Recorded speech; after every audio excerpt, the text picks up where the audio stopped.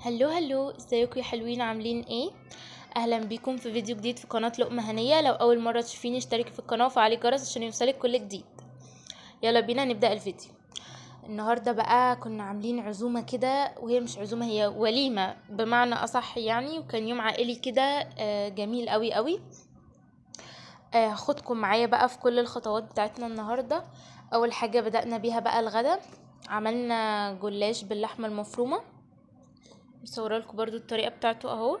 وعملناه بطريقه بقى مختلفه، عملنا صينيه كده اللي هي بنعملها بقى العادي، وعملنا صينيه تانية عملناها رول كده.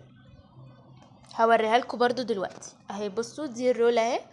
بنجيب كده قطعه الجلاشه وبنقسمها 2 أو 3 على حسب ما تحبوا، وبنحط بقى اللحمه المفرومه الطريقه العاديه خالص، وبنلف بقى بنعمله رول كده. بصراحة الرول ده بيبقى طعمه في الأكل يعني بصراحة أحلى من اللي هي الطريقة التقليدية. بصوا، نبتدي بقى نرصص في الصينية ونحط سمنة وندخل الفرن بقى على طول. بس بصراحة أنا حبيت الطريقة دي قوي قوي، كانت حلوة بصراحة.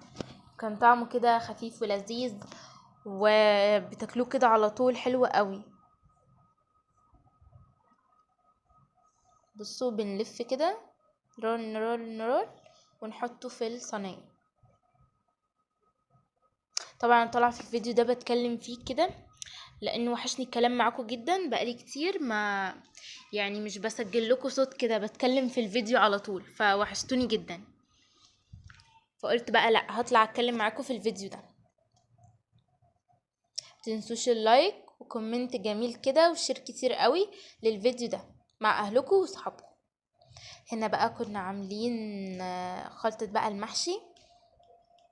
هنجيب طبعا حلة على النار ونحط فيها زيت وبصل، ونقعد نقلبه كويس قوي لحد ما يدبل كده، وبننزل عليه بالطماطم، وبنقطع كده قرن فلفل اخضر وبنحطه فيها، ونحط بقى فلفل اسود وملح. بس هي دي الطريقة، ونسيبها نتسبك بقى. وبعد كده بنغسل الخضار تمام وبنقطعه كويس قوي، وبنحطه عليها وبنحط الرز، وبتبقى جاهزة معانا بقى. ونحط بقى توابل المحشي. وطبعا بنجيب البتنجان والكوسة وبنقورهم كويس قوي ونغسلهم وننضفهم، ونقعد بقى نحشي. بس هي دي طريقة المحشي، سهلة جدا وسريعة وتحفة يعني بصراحة. بصوا زي ما قلت لكم عاملين وليمة كنا مقورين محشي كتير.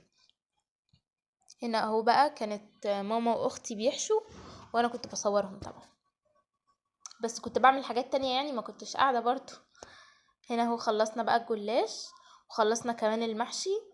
وهنا كنا بنقلب بقى الفراخ عشان ننزل بالشوربة على المحشي بقى عشان نسويه، عشان خلاص بقى كنا عايزين ناكل. بصوا ده شكل الاكل في الاخر، كان تحفة وكان طعمه حلو قوي قوي قوي. وعملنا بقى نهينا اليوم بعيد ميلاد كده فرد من العيلة يعني. بصوا جبنا بقى تورتيه صغيرة كده، وعيد ميلاد كان صغنون يعني، بس اتبسطنا فيه كلنا وكان جميل واتجمعنا كلنا. ويا رب دايما متجمعين بالخير يا رب، احنا وانتوا وحبايبكوا وقرايبكوا يا رب دايما. يلا دمتم سالمين ودمتم بألف خير. ده كان فلوج لذيذ كده النهاردة، لو عجبكوا قولولي في الكومنتات. يلا باي باي.